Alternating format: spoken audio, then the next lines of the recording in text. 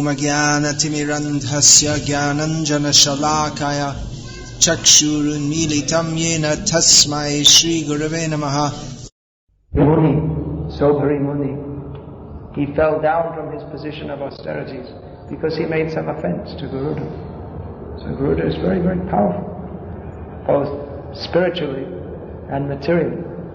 In any temple of Vishnu, the tradition is, at the entrance is Garuda Stambha, the pillar where Garuda is sitting and waiting for Lord Vishnu to say, okay, let's go somewhere. He's sitting there. First you should offer your obeisances to Garuda, then only enter the temple. That is the tradition. In our temples we have Prabhupada sitting here, who's the representative of Lord Vishnu. We offer our obeisances to him first. But the traditional system is to have Garuda there. So Garuda is extremely powerful, spiritually and materially. Means he's a confidential associate of the Lord. He can understand what to do in Krishna's pastimes. He's under the protection of the divine energy. Mahatma anastumam partha daiving prakriti mahashitaha. Those who are great souls, those who are Mahatmas, they're under the shelter of the divine energy of Krishna. Just as the material energy makes everyone in this material world dance like puppets. Ahankara vimudhatma kartahamiti manati prakute kriyamanani gunai karmani samasha. Everyone in this material world is controlled by the material energy of Vishnu, even though they think they're doing everything themselves. So the material energy is simply the shadow potency of the internal potency of Lord Vishnu. Chayeva yasya bhuvanani vibharati Durga. Durga, the personification of the material energy, is acting just like the shadow of Lord Vishnu, and her potency acts just like the shadow of the internal potency. So actually almost everyone's in Maya, even in Golok Vrindavan, everyone's in Maya, but not Mahamaya, but Yoga Maya. Maya means that which is not. They to have a wrong, incorrect conception of life. So in this material world, everyone is ignorant of Krishna or envious of Krishna. They don't recognize Krishna's supremacy. So in the spiritual world, in Golok Vrindavan, they also don't recognize Krishna's supremacy. But they're not envious of Krishna. They think that Krishna is my child or my lover, so they're also in Maya. Of course, they always find from Krishna Lila, 10th canto of Bhagavatam, that the residents of Vrindavan, they also knew that Krishna was God, but they didn't, it's just like, He's our son, he's our lover, he's our friend, he's our Krishna. He's also God. That wasn't very important to them. So Garuda is one of these great devotees he's not in that kind of mind. That he knows Lord Vishnu is supreme. That is the difference between Vaikuntha Loka and Golok Vrindavan. In Maya means, not in Mahamaya, in Yoga Maya, means their activities are directed by the Maya potency of the Lord for the expansion of His Leela. That's also called Leela Shakti. Yoga Maya is also called Leela Shakti.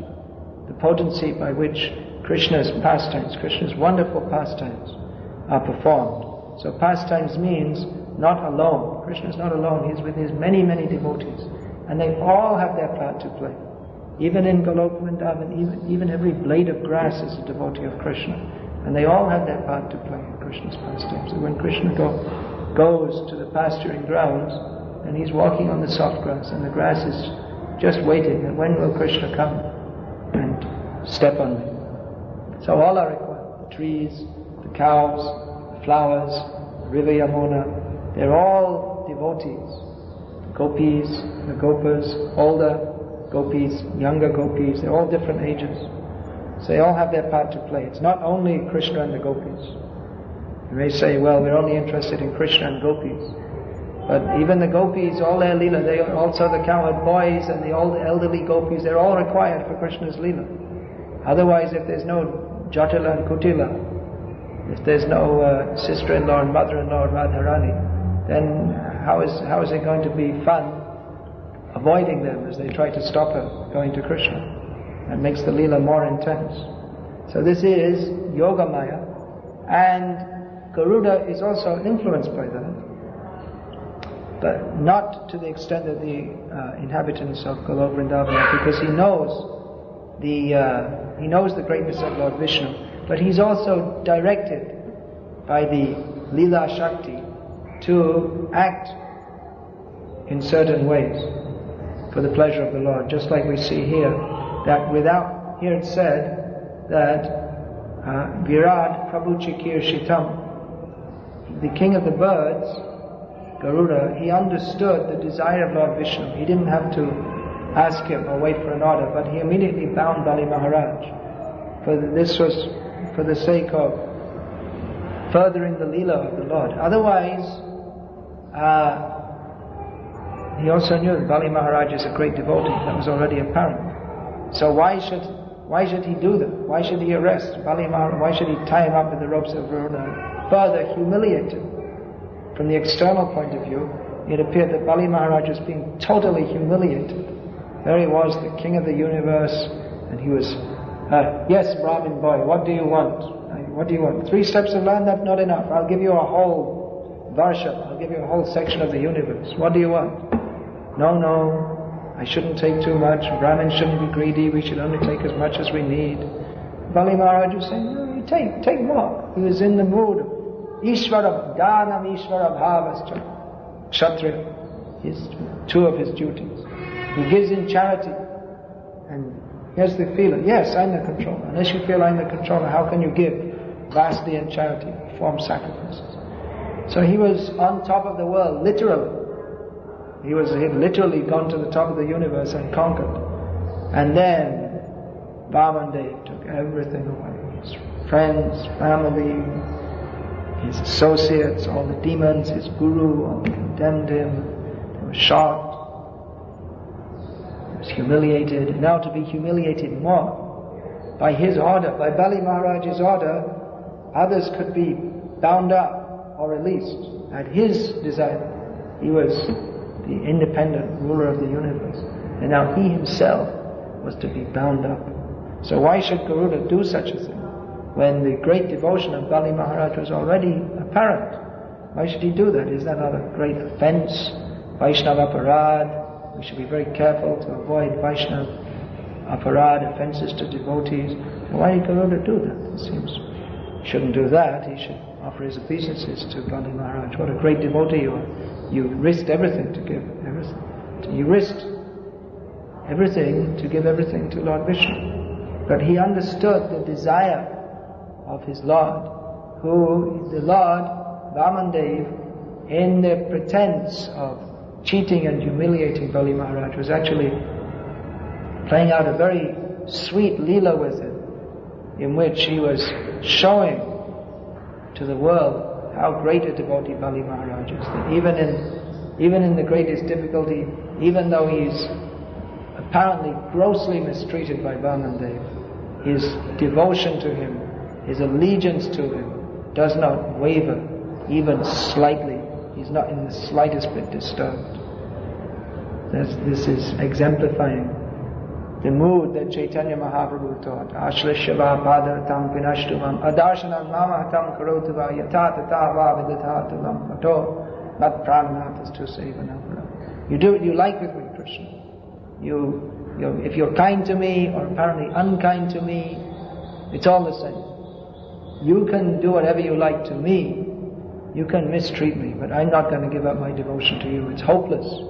If you try to stop me, Chaitanya Mahaprabhu in the mood of Radharani is telling Krishna that it's hopeless, that if you want to stop there's nothing you can do to stop my devotion to you. However you mistreat me, you can do whatever you like, but I'll never give up my devotion to you. It's not possible. So Bali Maharaj is exemplifying this mood of a devotee. He's willing to accept any kind of punishment or apparent mistreatment from the Lord. He'll never give up his devotion. That is the difference between a real devotee and a pseudo-devotee. There are many people who claim that if there's God, then why is he making us suffer? Or they have belief in God, but when they're simply suffering, And they think, what's the use of this belief in God? If God's supreme, then His job is to make me happy. Just like Prabhupada told his godbrother from Germany, Sadanand Prabhu, Ernest Schultz became Sadanand Prabhu, told him that after the First World War, so many people in Germany became atheists because the mothers, the women, that means the mothers, daughters, sisters and wives, in those days they weren't so demoniac. They didn't send the women to war also. They stayed at home. They would work in the factories and work making the weapons. So they were praying that, God, you send home our husbands, sons, brothers, fathers. But mostly they didn't come home. They all died in the battlefields of Belgium and so many other places. So then the remaining population, they mostly all became atheists. Said, God, we prayed to Him. He didn't fulfill our prayer. No use to believe in God. What's God supposed to do? The other side was also praying to Him that we will win the war. And the Germans were also praying, let us win the war. Prabhupada explained that there's so many bogus incarnations of God. They say, I'm God. They don't know what a difficult job it is to be God, because the householder is praying, dear God, please make sure that my home is protected. God bless our home. God protect our home. And the thief is also praying, dear God, let me steal very nicely. So it's not such an easy thing to be God. Prabhupada said, even God is perplexed what to do. They're both praying to me. So, this is the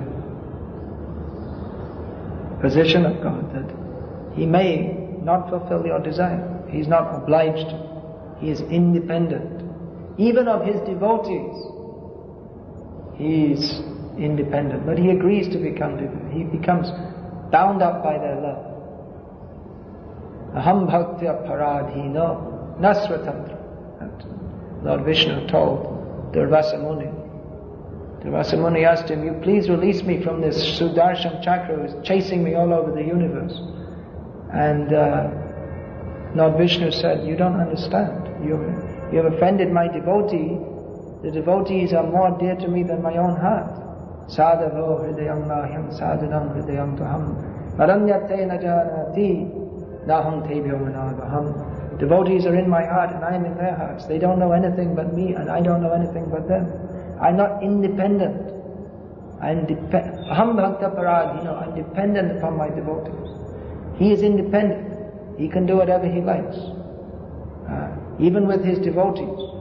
Generally he takes a position different. Sometimes he shows his devotees. Just like Mother Yashoda. She's supposed to his mother. Mother means she can tie him up. Krishna doesn't agree. No, you won't tie me up. Bring as many ropes as you like. Go on, bring all the ropes in Vrindavan. I won't be tied up. Or all the gopis are dancing with Krishna, and then Krishna just suddenly leaves. He himself is very fond of dancing, rasa dance. There's so many names. Rasa Kriya Paraya. One name of Krishna. Means he's very fond of dancing in Rasa Lila. He likes that. More than any of his pastimes, his Rasa Lila is his favorite pastime. But then, suddenly, just go. Alright. Go peace, that's all for now. And then only with Radharani. And then Krishna says, oh, Radharani is becoming proud. Then again, alright, I'm gone. But, even though he shows he's independent, but again, Mother Yashoda is coming. Alright. After all, she is my mother. Let her tie me up. Oh, Radharani. Krishna goes away, but then he can't stay very long. Again must come back. And again goes back to Raslila. So Krishna is dependent upon his devotees. Here we see Garuda is binding up Bali Maharaj with ropes. Another kind of rope is described by the gopis in the Srimad Bhagavatam describing Krishna. That is Pranaya Rasa. Pranaya Rasanaya means the ropes of love. Krishna ties up his devotees with the ropes of love. So, actually Bali Maharaj is being tied up by the ropes of Varuna. But actually what's going on is that he's being tied up with the ropes of love by Lord Vishnu. So Garuda, understanding the purpose of Lord Vishnu, is tying up Bali Maharaj. He knows what is the purpose of Lord Vishnu. Therefore he's tying up Bali Maharaj. This is not against the wish of Lord Vishnu, therefore it is not an offense. It is simply to enhance the amazing pastimes of Lord Vishnu. Here we just hear a story. From the materialist point of view, this may not be a very exciting story. You know, they write so many novels and detective stories and war stories, and what's so exciting about this? That someone's, you know, he made a mistake and then he was cheated and then he got tied up. I mean, I'm sure he could write much more exciting novels than this. It doesn't sound like a very interesting plot. It doesn't sound like it's going to top the bestseller list in the fiction novels. Someone pretty dull plot, you could say. Just someone gets cheated and then gets tied up.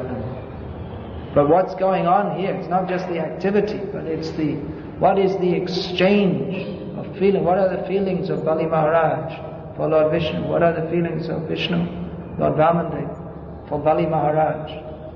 Therefore, the non-devotees, they can't appreciate this.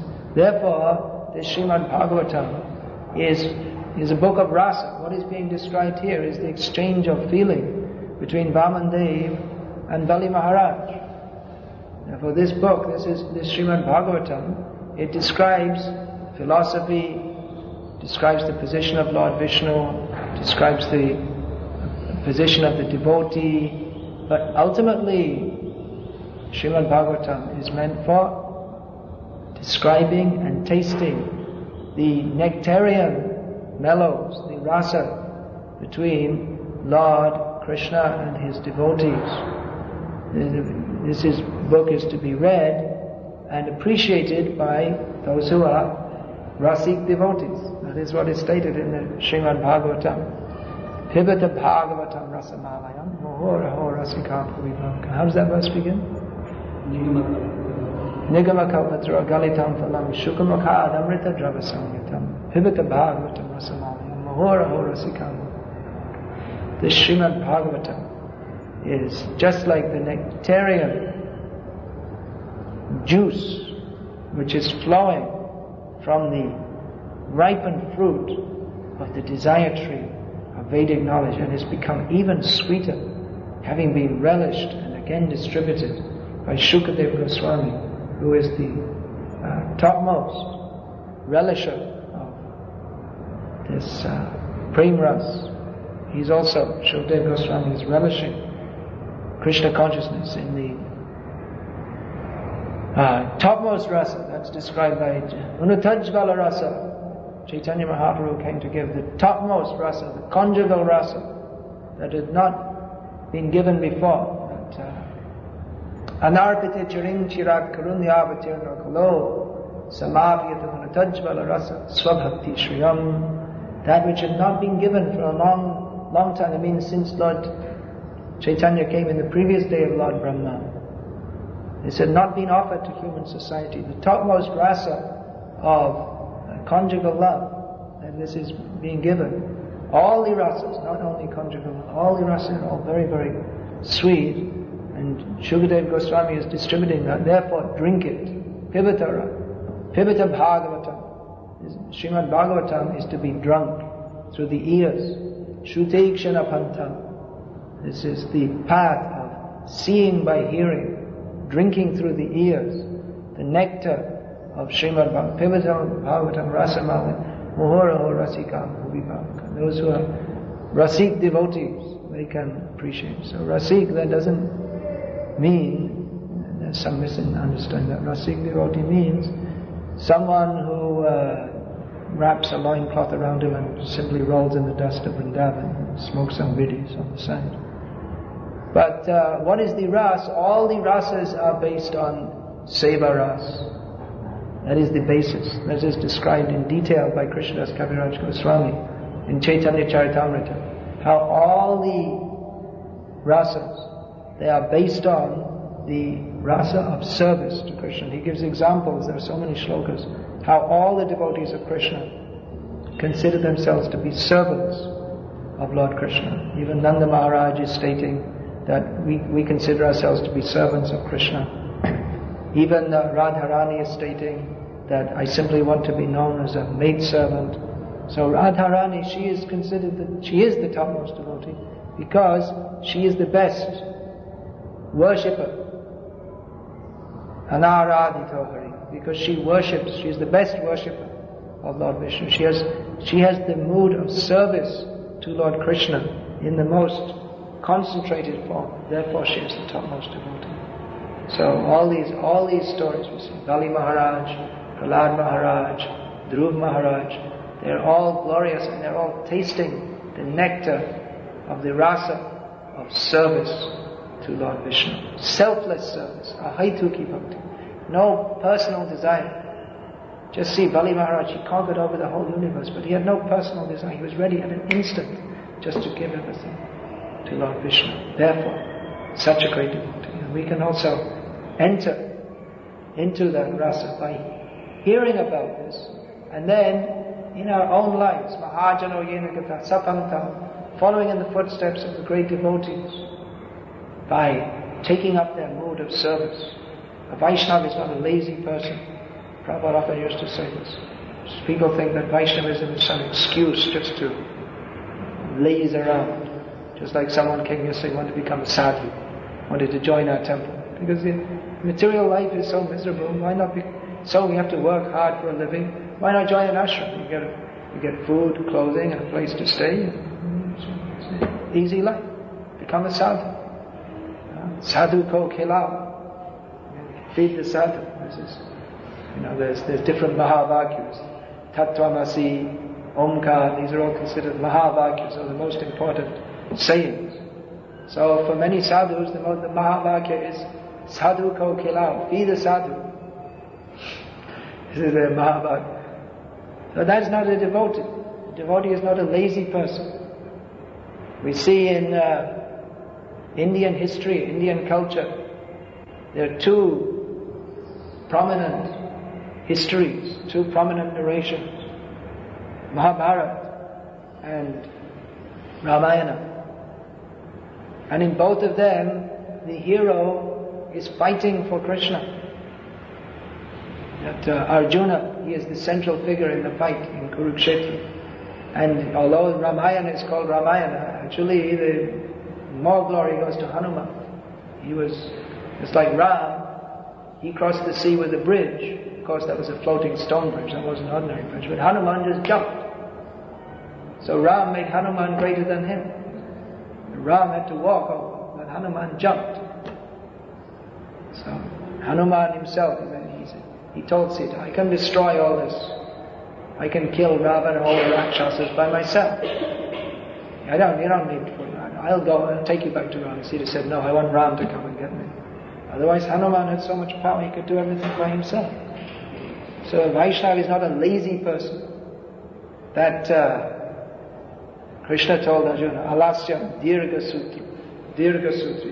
It's symptom of the mode of ignorance, laziness, procrastination. It's not Vaishnava.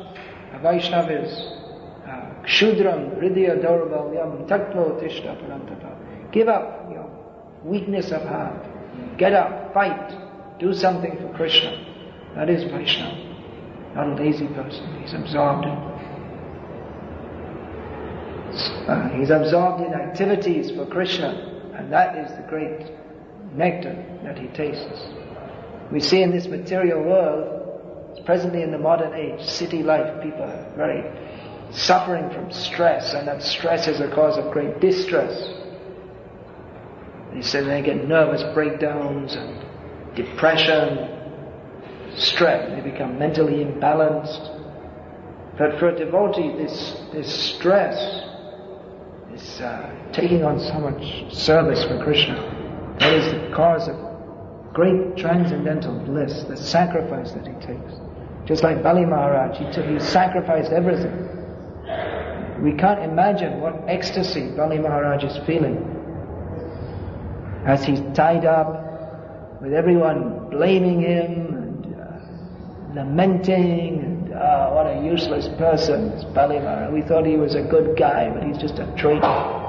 They were chastising him and castigating him, and he was bound up like a beggar, like a villain. What ecstasy he was feeling in his heart. That Lord Vishnu is so kind and so merciful. He came and personally took away all my material attachments.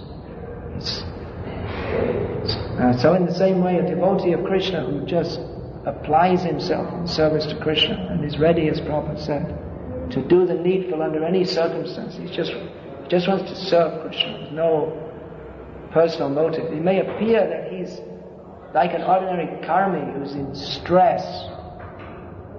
He's overworked, he has no time, he appears to be like in the mode of passion. But such ecstasy, Krishna blesses him with for engaging in that service. So we're hearing these stories from Srimad Bhagavatam about the great devotees, and we're simply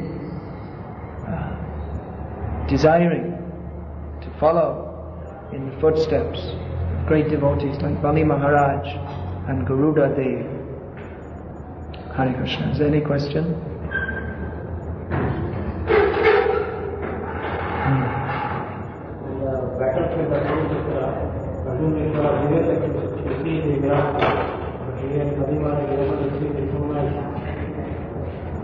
Divya Chakshu doesn't mean that Krishna gave him a pair of contact lenses, something like that. That means it's the same eyes, but Krishna gave him the ability to perceive with the same eyes. Actually, Arjuna always has Divya Chakshu, because he's always seeing Krishna. So devotee can be empowered by Krishna to see. Obviously, Bali Maharaj also had Divya Chakshu.